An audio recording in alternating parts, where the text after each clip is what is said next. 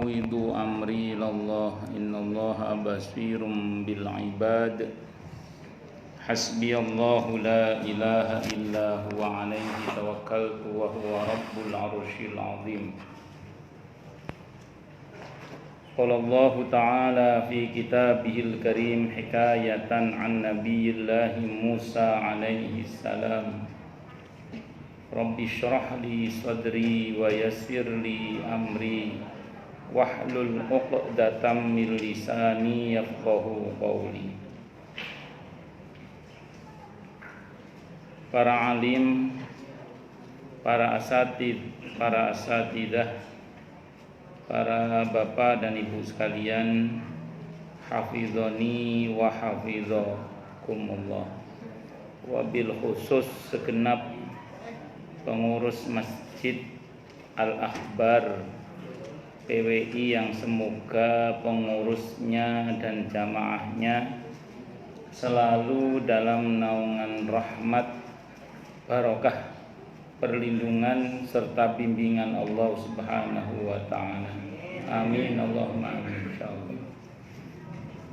Wabil khusus pula para asatid di sini, wabil khusus Ustadz Abdul Fattah dan para asatidah yang lainnya, kita doakan semoga beliau semua dianugerahi oleh Allah panjang umur yang mubarakah, sehat wal afiyah, dan bermanfaat untuk umat ini dunia hingga akhirat. Amin Allahumma insyaallah. Nama dan sifat Allah yang insyaallah akan kita bahas pada waktu maghrib kali ini adalah nama dan sifat Allah As-Somadu. As-Somadu. As-Somadu secara umum diterjemahkan dengan yang maha dibutuhkan.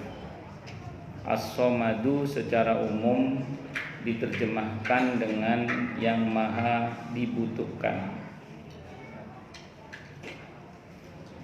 Kepada selainnya Allah tidak butuh, tapi selainnya itu butuh kepada Allah Subhanahu wa ta'ala. Butuh kepada Allah ini merupakan hal yang sangat prinsip bagi kita para makhluk. Saya ulang ya, butuh kepada Allah ini termasuk hal yang sangat prinsip bagi kita kepada makhluk, bagi kita sebagai makhluk, mohon maaf. Karenanya kemudian fatal kalau sampai ada makhluk yang merasa tidak butuh kepada Allah Subhanahu wa ta'ala. Saya ulang ya, maka fatal kalau sampai ada makhluk yang merasa tidak butuh kepada Allah Subhanahu wa ta'ala. Karena jangankan merasa tidak butuh kepada Allah, merasa tidak butuh kepada makhluk yang secara sunatullah Allah buat kita merasa butuh saja, Allah buat kita butuh saja, itu kita dipaksa untuk akhirnya merasa butuh kepadanya, apalagi ini kepada penciptanya yaitu Allah Subhanahu wa ta'ala. Sambil contoh misalnya, ini contoh, kita ini secara sunnatullah butuh air, kok kita gak mau minum air, apa yang terjadi? Dehidrasi. Dan kalau kita ngeyel gak mau minum air, kita akan dipaksa untuk minum air, diinfus. Nah, kenapa? Karena kita ngeyel gak mau minum air. Jadi kalau kepada makhluk saja kita akan dipaksa kembali merasa butuh, apalagi kepada pencipta, apalagi kepada pencipta kita yaitu Allah Subhanahu wa ta'ala. Orang-orang yang merasa tidak butuh kepada Allah itu ada saatnya di mana kemudian yang bersangkutan akan dipaksa untuk merasa butuh kepada Allah Subhanahu wa ta'ala. Nah, mumpung kita belum dipaksa untuk merasa butuh, ayo kita ini selalu merasa butuh kepada Allah Subhanahu wa ta'ala. Saya mungkin pernah atau belum cerita di sini, saya lupa. Kalau bosen bilang cut ya, nanti saya cerita yang lain. Ini saya cerita aja ini. Nanti ada kaitannya dengan ini insyaallah. Suatu pagi ada jamaah telepon. Tapi bukan orang sini. Orang Bintara sana. Nah, jauh kan ya. Nanti orang sini saya ceritakan di Bintara. Orang Bintara saya ceritakan di sini, orang sini saya ceritakan di Bintara. Orang Bintara sana. Telepon saya suatu pagi. Ustadz masih kenal saya enggak? Oh kenal Bu, kenal saya bilang. Kenal Bang, masih kenal banget saya bilang. Karena nomor beliau tersimpan di HP saya. Saya bilang kenal banget Bu, saya bilang kenal banget. Beliau ini gimana saya enggak kenal, wong beliau itu di rumah beliau saya itu ngaji sebulan 2 kali. Kamis malam Jumat. Itu saya ngaji di rumah beliau, mulai dari karyawannya, iparnya, mertuanya, orang tuanya semuanya ikut ngaji. Pembantu-pembantunya, anak-anaknya semuanya ikut ngaji. Itu 2 minggu sekali. Menurut saya orang ini kawaya menurut saya. Jadi menurut saya orang ini kawaya menurut saya. Kenapa saya bilang ini menurut saya? Kalau menurut orang PWI belum tentu kaya soalnya. Kan kaya itu menurut saya, tapi menurut bosnya Soto Lamongan sama mie Jogja kan belum tentu kaya. Ya, menurut saya ini kaya, menurut saya. Jadi suatu saat beliau ini telepon saya dan mengatakan, lama nggak ngaji kita Ustadz ya. Iya Bu, ada apa? Saya bilang gitu. Dan saya itu orangnya simpel aja. Kalau udah nggak ngundang saya pikir ya wis mungkin cari ustadz yang lain gitu aja. Dan tidak perlu sakit hati. Itu hal yang biasa dalam dunia perustatan itu. Jamaah udah sering ngaji sama kita terus ganti yang lain itu udah biasa. Ya. Alasannya penyegaran itu udah biasa. Semoga di Al-Akhbar saya masih dipakai, amin. Maksudnya dipakai untuk bermanfaat ya. Perkara Al-Akhbar bosan sama saya nggak apa-apa. Tenang aja Ustaz Fatah ya. Dipecat juga nggak apa-apa. Maaf saya ini. Ya siapa sih yang tidak berharap ilmunya bermanfaat ya. Kita berharap ilmunya bermanfaat ya. Walaupun seandainya pun Al-Akhbar ada pengganti untuk saya yang lebih baik, saya sangat tidak apa-apa. Saya sangat tidak apa-apa untuk diberhentikan. Ya, tapi sekali lagi kita berdoa semoga ilmu kita bermanfaat semuanya. Amin Allahumma. Karena yang paling kita takutkan kalau punya ilmu tapi nggak bermanfaat. Yang diantara yang kita takutkan itu punya ilmu tapi tidak bermanfaat. Maka dulu diantara doa saya ketika baru-baru di Jakarta ya. Ketika saya baru-baru di Jakarta itu kan saya belum tahu Jakarta. Saya ke Jakarta itu ditipu. Jadi saya betul-betul nggak tahu Jakarta. Saya itu berdoa sama Allah cuman gini aja, ya Allah, kalau sekiranya memang ilmu saya bermanfaat untuk orang Jakarta dan sekitarnya lah, mohon difasilitasi hamba dalam mengamalkan ilmu hamba ya Allah. Udah gitu aja saya. Doanya cuma gitu aja, ya Allah, kalau sekiranya dan semoga juga ilmu saya bermanfaat untuk orang-orang Jakarta dan sekitarnya, mohon difasilitasi lah ya Allah. Itu seperti itu. Ternyata Allah memfasilitasi ya. Insya Allah semoga bermanfaat betul dunia akhirat. Amin Allahumma amin. Tentu manfaat untuk saya juga, tidak hanya untuk orang lain, bermanfaat untuk kita juga semua. Baik, kita lanjutkan ya. Jadi beliau ini akhirnya cerita sama saya, iya Ustadz kita lama gak ngaji, suami saya bangkrut Ustadz. Suami saya bangkrut. Jadi kata dia suaminya bangkrut. Jadi lama gak ngaji ternyata suaminya bangkrut. Beliau sempat cerita sebab bangkrutnya, cuman karena saya bukan orang bisnis, jadi saya nggak paham, saya nggak paham. Jadi tapi ya begitulah, beliau akhirnya cerita kalau suaminya bangkrut. Terus saya bilang sama beliau, ibu nelpon saya ada kepentingan apa? Saya tanya gitu. Tolong nasihati saya Ustadz. Tolong nasihati saya. Pagi itu dengan izin Allah. Ini semua di luar dugaan saya. Allah yang menggerakkan mulut saya untuk bertanya kepada beliau Satu pertanyaan yang saya sampai sekarang jadi ingat gitu maksudnya. Dan itu pelajaran buat saya juga sebenarnya. Apa itu? Pertanyaan saya kepada beliau, pertama kali saya tanya beliau itu ketika beliau minta nasihat itu, pertama kali saya tanya sebelum saya nasihati adalah, Bu, pernah nggak ibu ketika masih kaya itu, pernah nggak ibu ketika masih kawaya itu, kan bahasa saya tanya kawaya, pernah nggak ketika ibu masih kawaya itu, ibu pernah nggak merasa tidak butuh kepada Allah? Itu pertanyaan saya. Pernah nggak ibu merasa tidak butuh kepada Allah? Itu pertanyaan saya, dan itu di luar dugaan saya loh pertanyaan itu. Dengan izin Allah itu mulut saya itu yang mencodot itu yang keluar itu kata-kata itu. Itu beliau langsung jawab, benar Ustadz, benar katanya, benar. Langsung dibenarkan, benar Ustadz, benar. Jadi rupanya beliau ini pernah ketika masih kawaya itu merasa tidak butuh kepada Allah. Saya itu ngangen-ngangen ya. Kenapa orang kalau kawaya itu kok bisa kena penyakit merasa tidak butuh kepada Allah? Rupanya kita teringat dengan firman Allah di At-Takasur itu. Alhaakumut takasur. Alha telah melalaikan. Alha itu dari kata lahawa. Lahwun itu loh. Itu bentuk fi'il muta'addi. Af'ala alhawa alha. Alha kumut takasur. Jadi alhawa menjadi alha karena waw itu huruf illat. Nanti satu kata aja lah, nanti saya nggak enak. Saya sengaja agak nyinggung ilmu sharaf, takutnya nanti kalau nggak ngerti tasrif katanya bukan ulama katanya. Makanya saya pakai tasrif dikit-dikit.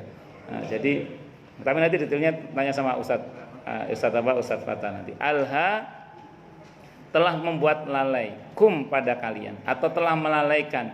Alha telah melalaikan kum kalian. Apa? At-takasuru. Nah, berbanyak-banyakan dalam masalah harta. Jadi kadang banyaknya harta itu menjadikan orang itu lalai. Puncak kelalaian itu adalah ketika seseorang itu saking asyiknya dengan dunianya sampai lupa pada penganugerah rizki untuknya. Siapa? Allah. Sampai lupa kepada penciptanya. Siapa? Allah. Sampai lupa kepada yang memberikan dia hidup. Siapa? Allah. Karena sependek yang saya ketahui ini, kan kalau jadi orang kaya itu beda sama orang yang kurang kaya, itu kan beda. Apalagi orang yang gak kaya itu beda. Apa bedanya? Kemudahan-kemudahan itu. Saya nggak tahu kenapa kalau orang kaya itu banyak kemudahan-kemudahannya, terfasilitasi itu maksudnya. Mau buka pintu mobil ada yang bukakan, mau bawa tas ada yang nentengin tasnya. Pokoknya mau makan ada yang nyiapin semuanya, serba terfasilitasi. Datang ke kantor-kantor pemerintahan kalau orang kaya ya beda itu sama yang bikin KTP yang beda, pokoknya beda. Nggak tahu kenapa pokoknya beda. Allahu Akbar. Terus masuk ke bank ya beda juga orang kaya sama orang nggak kaya itu, karena nasabah yang biasa sama nasabah yang nggak biasa kan beda gitu. Pokoknya serba beda lah. Bahkan mungkin saya pernah cerita di sini ya, saya pernah diundang ceramah di salah satu hotel ternama di dekat Senayan itu. Saya nggak sebut nama hotelnya karena lagi online. Nah, jadi di hotel itu orang-orang yang mobilnya bagus-bagus itu tukang bukain pintu tukang bukain pintu mobil hotel itu dengan cekatan membukakan pintu-pintu mobil orang-orang yang kaya-kaya. Depan saya itu bangsane Fortuner, Velfire, Pajero Sport, Audi, terus Mercy, New Ice, BMW, macam-macam sing larang-larang kuwi lah. Lah belakangnya itu saya, Splash. Suzuki Splash. Wah, begitu mobil saya yang masuk, itu yang bagian bukain pintu itu mau buka pintu saya itu ragu-ragu. Gak wilak tenanan nih. Lek sing liyane cekatan bukain, pas giliran saya itu enggak cekatan. Padahal penceramahnya saya loh. Belum tahu dia kalau penceramahnya saya. Padahal penceramahnya saya, belum tahu dia itu kalau penceramahnya saya. Allahu Akbar. Kan itu diskriminasi mobil itu. Astagfirullah, astagfirullah. Nah, di sini ini yang perlu kita pahami bersama. Orang itu kalau, saya ulang ya, orang itu kalau sudah terlena dengan fasilitas-fasilitas duniawi karena kekayaan itu, kalau imannya nggak kuat-kuat betul, ya tadi tidak jarang akan muncul perasaan apa? Merasa tidak butuh kepada Allah, dan itu fatal. Nah, beliau ini, jamaah saya ini mengakui di telepon itu pas saya tanya itu, beliau mengakui, benar Ustadz, saya pernah merasa tidak butuh kepada Allah. Dan sekarang keadaan beliau menuntut beliau untuk kembali merasa butuh kepada Allah. Dan itu yang saya bilang kepada beliau, Bu, ini kalau nggak diperbaiki nggak bisa ini, saya bilang. Mesti diperbaiki kembali. Untuk apa? Untuk kembali dengan sungguh-sungguh kita merasa butuh kepada Allah. Maka saya ingatkan kepada Anda semua, termasuk saya sendiri, jangan sampai merasa tidak butuh kepada Allah. Kita ini orang yang sangat menjaga kesehatan, makan sehat, olahraga sehat, hidup sehat, pola hidup sehat, general check up rutin setiap berapa bulan sekali berkala pokoknya. Pokoknya hidupnya sangat sehat. Tapi jangan sekalipun Anda kemudian merasa tidak butuh untuk dijaga oleh Allah kesehatan Anda. Tidak boleh. Karena tidak sedikit orang yang sangat menjaga kesehatannya, tapi justru mati muda itu ya banyak. Ada seorang jenderal bintang 2 sangat menjaga kesehatannya. Pas jenderal check up di rumah sakit tertentu, saya nggak sebut nama rumah sakitnya, tabung apa meledak, mati masih muda. Padahal orangnya sangat sehat. Anggota DPR ganteng gagah, bojone yo wayu, mantane yo ayu pisan, jare ini katanya. Gagah, ganteng, kaya, habis main futsal mati. Nauzubillah min dzalik. Itu seperti itu. Emang ada yang suka main futsal sini? Oh, ada. Enggak, tapi itu artis itu, ini enggak. Presenter tertentu masih muda, ahli sepedaan. Wow, sepedaan goes sampai Sumatera, capek berhenti istirahat, minum teh di sebuah warung, mati. Saya nggak sebut nama presenternya, presenter tertentu. Allahu Akbar. Masih muda. Terus gimana Ustaz? Silakan jaga kesehatan. Silakan goes keliling-keliling sampai Harapan Indah, tapi nggak pernah mampir. Tapi percuma mampir, saya nggak ada. Kalau nggak janjian dulu gitu. Nah, jadi maksud saya gini, silakan jaga kesehatan, makan sehat, hidup sehat, pola hidup sehat, olahraga, istirahat yang cukup. Tapi ingat, jangan lupa berharap sehat kepada Allah. Berharap dijaga kesehatan kita oleh Allah. Jangan mengandalkan proses, andalkan Allah pencipta. Tapi kita tetap harus berproses secara sunnatullah. Allahu Akbar. Nah, ini yang harus kita pahami bersama. Sebagian kita silahkan nabung untuk hari tua, tidak apa-apa. Silahkan nabung untuk hari tua. Tapi jangan pernah menggantungkan hari tua kita kepada selain Allah. Jangan sampai menggantungkan hari tua kita kepada selain Allah. Silahkan nabung untuk hari tua, tapi berharaplah semuanya itu kepada Allah. Kita berharap hari tua kita diperbaiki oleh Allah, husnul khotimah, syahid di jalan Allah, mengantarkan kita dalam keadaan tua yang semakin lebih baik kepada Allah maupun pada sesama. Berharap pada Allah semoga kita ini semakin tua semakin bermanfaat bagi agama ini dan bagi sebanyak-banyaknya makhluk Allah dunia hingga akhirat. Berharap terus sama Allah. Berproses silahkan, nabung silahkan, tapi jangan berharap kepada Allah, jangan berharap kepada selain Allah. Berharaplah hanya kepada Allah. Berapa banyak orang yang kecewa dengan tabungannya, Karena ternyata di hari tua apa yang diharapkan bisa menopang hari tuanya ternyata tidak bisa. Saya mohon maaf ya, saya pernah cerita di sini. Ada jamaah saya ketika masih kerja di BUMN tertentu, saya nggak sebut nama BUMN-nya, itu rumahnya sampai 20. Iya betul, rumahnya sampai 20. Dan ini tidak hanya terjadi pada 1-2 jamaah, pada beberapa orang yang saya tahu. Cuman ini yang paling banyak yang saya tahu rumahnya sampai berapa? 20. Rumahnya sampai 20. Itu saya pernah naik mobil beliau, dari mobil yang sangat bagus sampai mobil yang paling jelek menurut beliau saya itu. Itu saya pernah naik mobilnya semua. Dari rumahnya masih 20 sampai rumahnya tinggal 2. Saya nggak tahu sekarang tinggal berapa. Dijual satu persatu. Ya Allah, beliau cerita rumah saya tinggal 2 sekarang Ustaz, dijual satu persatu. Saya tanya, "Loh, dulu Bapak beli rumah untuk apa?" "Untuk investasi, kalau butuh dijual." "Ya sudah Pak, sesuai dengan niatnya," saya bilang gitu. Sesuai dengan niatnya, beli rumah untuk dijual. Makanya saya kalau ngomong sama istri itu, beli rumah nggak usah niat dijual, pokoknya niat bermanfaat dunia akhirat gitu aja. Perkara boto ya ditol.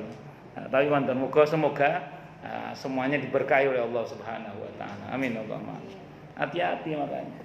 Saya sering bilang juga orang itu, silakan jaga kesehatan Anda dengan, kalau Anda memang mau ikut asuransi yang benar menurut syariat, silakan aja.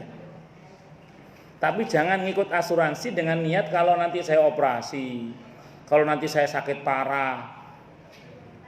Takutnya takutnya ini kalau niat ikut asuransi itu niatnya adalah untuk supaya kalau sakit parah, kalau operasi, takutnya nanti sesuai dengan niatnya, karena kan dalam hadis muttafaqun alaih Bukhari Muslim, wa innamal likulli imri'in ma nawa. Setiap orang itu akan mendapatkan apa yang dia niatkan.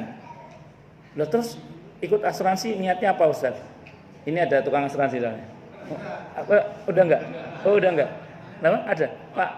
Pak Firman enggak? Nah iya Pak Firman. Asuransi syariah Mas ya? Enggak, alhamdulillah masih.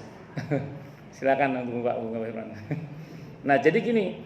Jadi ketika kemudian kita ikut asuransi, niatnya apa? Jangan niat kalau sakit parah, jangan niat kalau kecelakaan. Niatnya apa? Niat nolong orang gitu aja. Niat kan tabarruk itu ya. Betul ya Pak Firman ya? Ya, Pak Firman itu orang. Nanti aja saya. Masa suruh berdiri? Nah, nanti istrinya itu Bu istrinya Bu, yang itu istrinya. Nah, itu istrinya. Lanjut ya. Paham ya kira-kira ya? Pokoknya ditata niat baik-baik Pak. Pokoknya jangan sampai kita ini salah niat kemudian berharap kepada selain Allah. Berharaplah hanya kepada Allah, bergantunglah hanya kepada Allah, bersandarlah hanya kepada Allah. Jangan pada selain Allah. Jangan berharap pada suami, jangan berharap pada anak, jangan berharap pada pekerjaan, jangan berharap pada proses. Berharaplah hanya kepada Allah. Paham ya? Yes. Allahu Akbar. Kata as-somadu terambil dari kata kerja yang terdiri dari huruf shad, mim dan dal, somadun, yang maknanya berkisar pada 2 hal, yaitu tujuan dan kekukuhan atau kepadatan. Karenanya kemudian Allah sebagai as-somad adalah tempat kita bergantung, berharap dan bersandar dalam hal ini. Dalam Al-Quran kata as-somadu hanya ditemukan 1 kali, yaitu di ayat kedua dari surah Al-Ikhlas. Qul huwallahu ahad, Allahus samad. Menurut Ibnu Abbas radhiyallahu anhuma, Allah sebagai As-Samad adalah tokoh yang telah sempurna ketokohannya, yang mulia dan mencapai puncak kemuliaan, yang agung dan mencapai puncak keagungan, yang penyantun dan tiada yang melebihi santunannya, yang kaya dan tiada yang melebihi kekayaannya, yang perkasa dan sempurna keperkasaannya, yang mengetahui dan sempurna pengetahuannya, yang bijaksana dan tiada cacat dalam kebijaksanaannya. Kalau sudah tahu begini, kata beliau, masihkah berharap pada selain Allah? Kata beliau, kalau sudah tahu Allah itu maha sempurna dalam segala-galanya, maha baik, maha sempurna, maha penyantun, maha perkasa, maha dalam segala-galanya. Kalau sudah tahu begitu loh, apakah masih kita berharap pada selain Allah itu? Apa masih kita berharap pada selain Allah? Maka yang bisa memperbaiki hidup kita itu cuman Allah. Maka berharap dan bersandarlah hanya kepada Allah. Yang berkuasa mengatur nasib rizki masa depan kita dengan baik dan indah itu ya cuman Allah. Makanya berharap, bergantung, bersandarlah hanya kepada Allah. Yang menentukan besok juga Allah. Makanya harus berharap, bersandar juga hanya kepada Allah. Jangan berharap pada selain Allah. Berharaplah hanya kepada Allah. Nah, bagi tim-tim silakan bekerja dengan sebaik mungkin, tapi ingat, bergantung, berharap harus hanya kepada Allah, tidak boleh kepada selain Allah. Yang mau berproses silakan berproses, mengupayakan bagaimana kemudian berhasil apa yang dituju dan dicita-citakan, tapi ingat, bergantung dan berharap, bersandar hanya kepada Allah. Itu seperti itu. Allahu Akbar. Mayoritas ulama bahasa dan ulama tafsir memaknai as-samad adalah dia yang kepadanya tertuju semua harapan makhluk. Dia yang memohonkan, memenuhi kebutuhan makhluk serta mengulangi dan menanggulangi segenap kesulitan mereka. Jadi para ulama ahli bahasa mengatakan Allah sebagai as-samad adalah dia yang kepadanya tertuju semua harapan makhluk. Dia yang memerintahkan, dia yang memohonkan, memenuhi kebutuhan makhluk serta menanggulangi serta. Nah ini nggak enak ini terjemahannya. Saya terjemah ulang ya. Dia yang kepadanya tertuju semua harapan makhluk dan dia Allah yang memerintahkan agar semua kebutuhan makhluk itu dipenuhi serta dialah Allah yang menanggulangi segala kesulitan-kesulitan makhluk dalam hal ini. Makanya gini. Allah itu diantara sifatnya apa? Al-Qayyum, zat yang maha mengurusi hamba-hambanya. Dan Allah tidak mungkin tidak mengurusi hamba-hambanya. Semua hambanya diurusi oleh Allah. Cuman gini masalahnya, kita ini termasuk yang diurusi oleh Allah secara khusus atau secara umum gitu loh. Itu masalahnya. Karena Allah mengurusi hambanya itu dibagi dua. Ada pengurusan secara umum, ada pengurusan secara khusus. Pengurusan secara umum semua diurus oleh Allah. Orang kafir pun diurus oleh Allah. Orang yang durhaka kepadanya pun diurus oleh Allah. Semuanya diurus oleh Allah. Tapi itu pengurusan secara umum. Yang kita inginkan dari Allah itu adalah diurus secara khusus. Diperhatikan oleh Allah secara khusus. Itu yang kita inginkan. Sehingga di dalam Allah mengurus kita disertai dengan rahmatnya, ampunannya, barokahnya, pertolongannya gitu loh.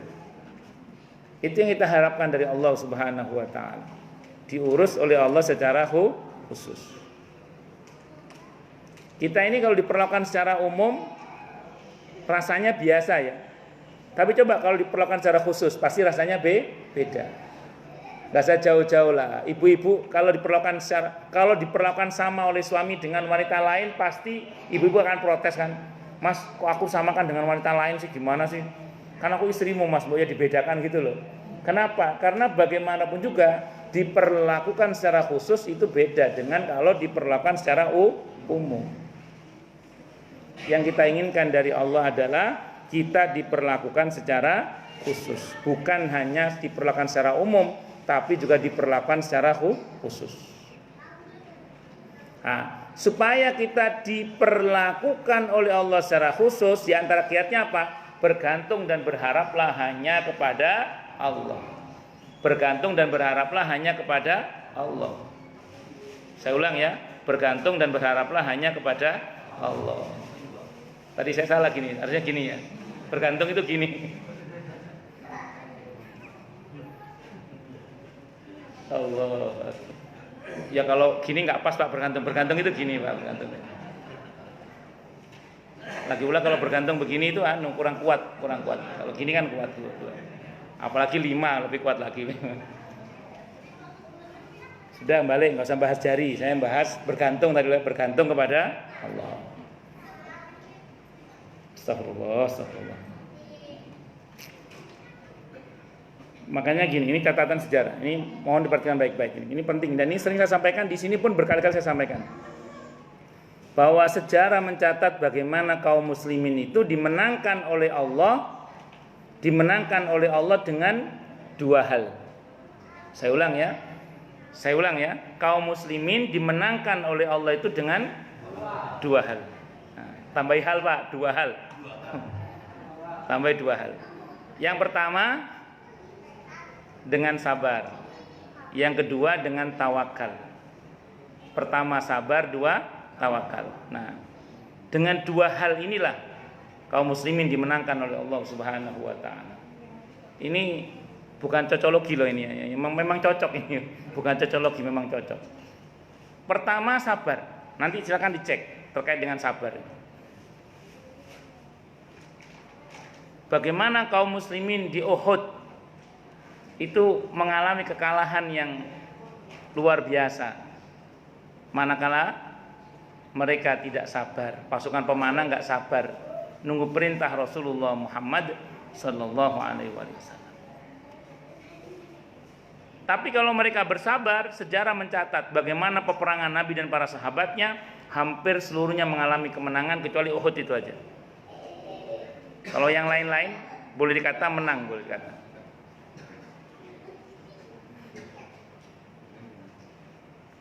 Yang kedua, ketika kaum muslimin hampir kehilangan rasa tawakal hanya kepada Allah saat perang Hunain. Nanti bisa dibaca di surah At-Taubah ayat 25-26 ini. At-Taubah itu apa? 25-26. Saat itu kaum muslimin datang mau menyerang Hunain dengan pasukan kurang lebih 12.000 pasukan. Di antara kaum muslimin ada yang mengatakan, dan kata-kata ini Nabi tidak suka. Kata mereka, dulu jumlah kami kecil, kami menang. Apalagi sekarang jumlah kami besar, kami pasti menang. Nabi gak suka dengan ucapan itu, karena berarti mereka mengandalkan jumlah. Maka jangan pernah kita mengandalkan jumlah. Andalkanlah Allah. Andalkanlah Allah. Dan apa yang terjadi? Kita tahu dalam perang Hunain, pada saat kaum muslimin tidak bertawakal hanya kepada Allah, pada saat kaum muslimin bertawakal tidak lagi kepada Allah tapi pada jumlah, apa yang terjadi? Hampir kalah. Ditelikung dari balik gunung, kocar-kacir pasukannya.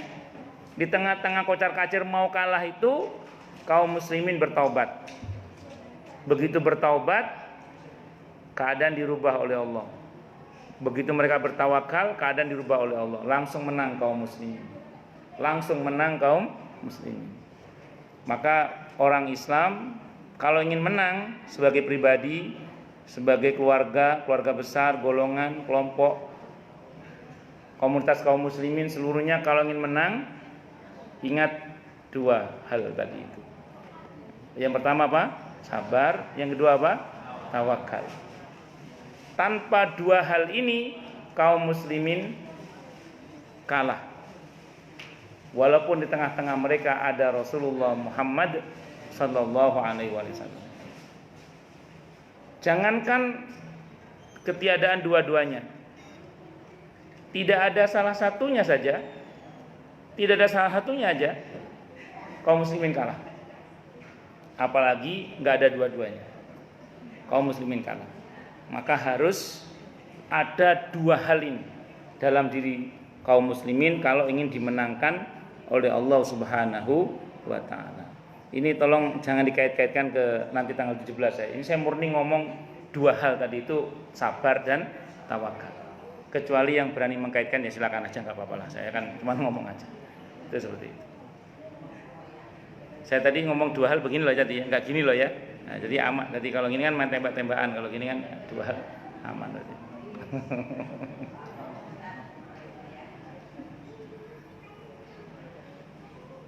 Allahu Akbar.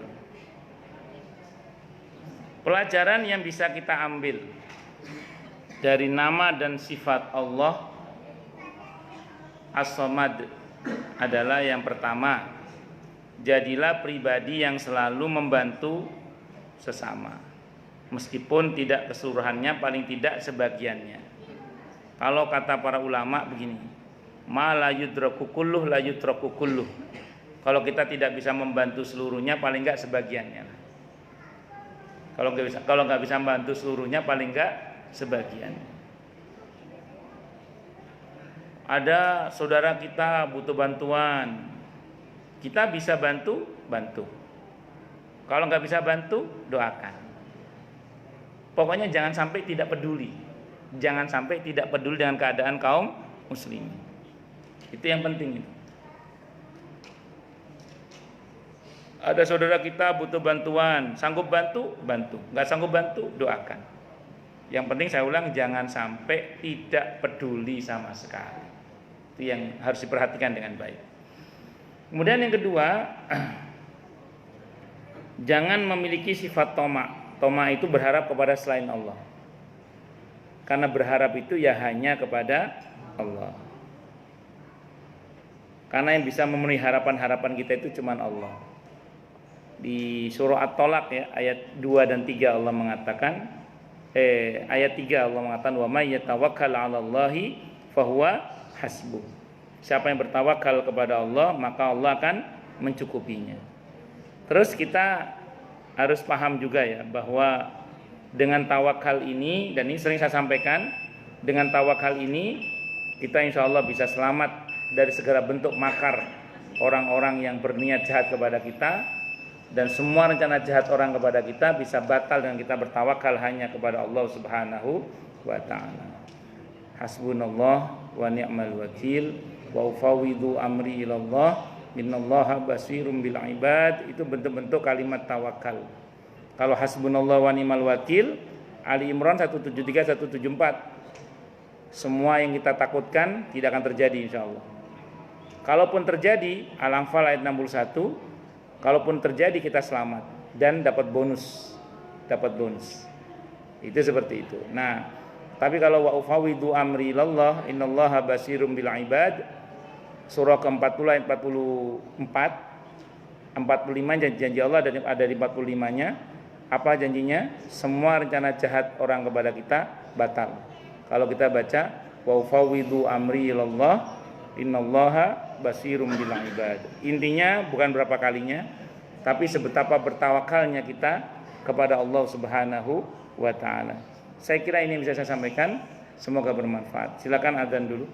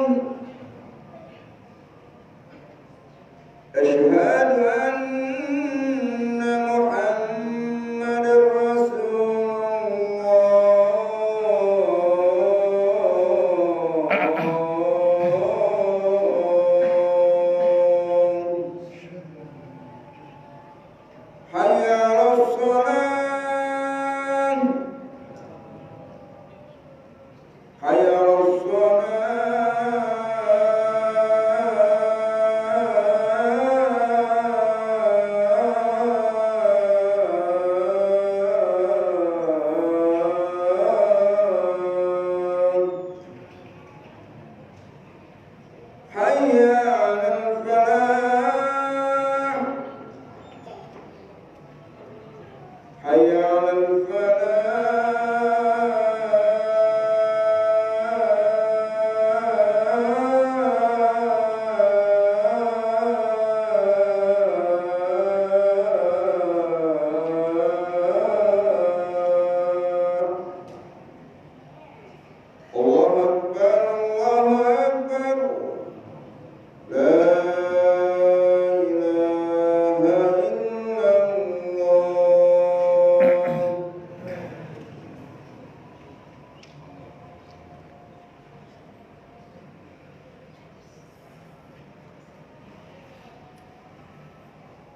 Baik, silakan yang mau tanya, protes, marah boleh silakan. Masalah yang lain boleh silakan kalau ada.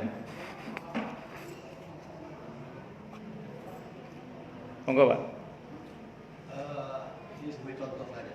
Ada orang merasa Allah tempat dia yakin, tapi dia selama minta doanya tidak pernah terkabul, merasa, sehingga datang daripada Ustaz,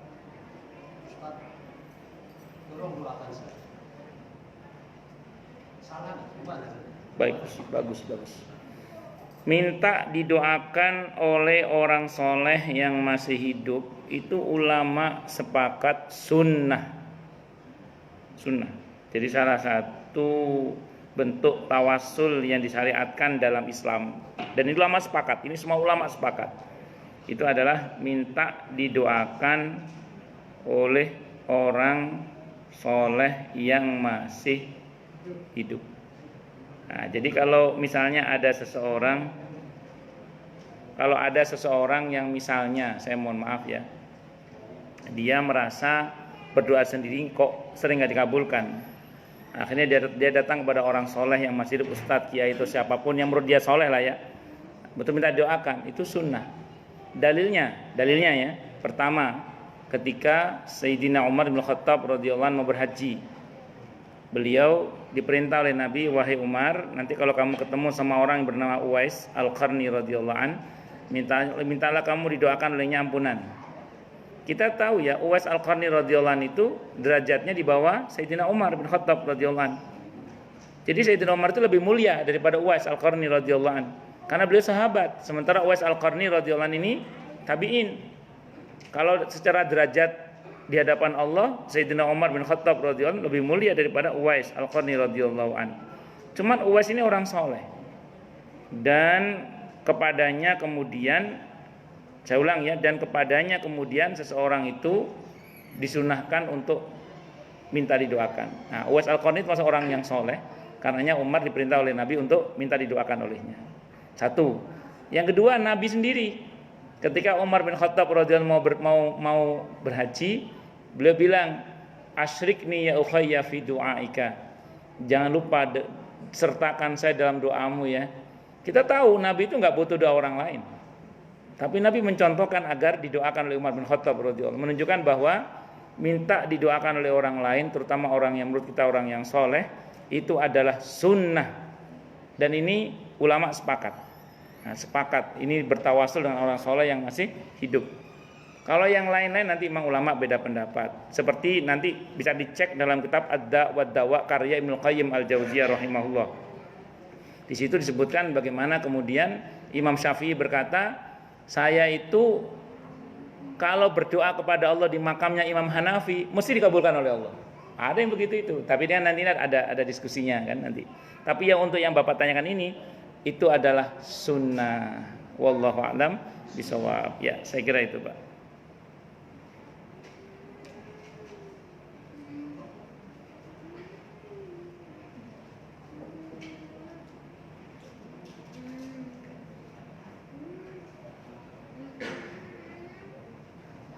Ada lagi, silakan.